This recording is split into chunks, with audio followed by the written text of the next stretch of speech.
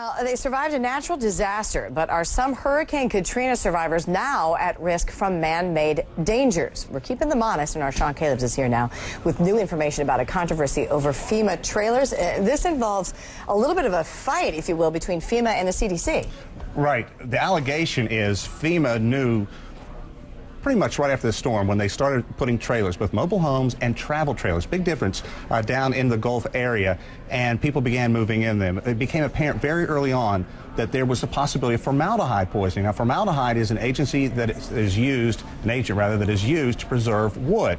Now, FEMA had an entity of the CDC called the Agency for Toxic Substances and Disease Registry. Got all that? Do a study on the short-term effects of living there, because the concern was for FEMA, look, people aren't going to be living in those trailers that long. We want to find out what they're exposed to, what the dangers are, and if we need to move people out of those trailers instantly. Now, what we're looking at now, however, a congressional subcommittee, the Committee on Science and Technology, looked at the notes between FEMA and the CDC, and what congressional investigators are worried about is maybe FEMA ask the CDC to whitewash or not do a long-term study on the long-term effects of living in the FEMA trailers. FEMA says, look, that's not the case. You're talking about apples and oranges, but boy, this is just going to ratchet up the heat on FEMA. And I think more than anything, Heidi, it's an example of how poorly prepared FEMA was to provide help to that region. Everybody who lives there, I've been there more than 2 years now, knew that the big one would put tens of thousands of people out of their homes. Yeah. So what was the answer?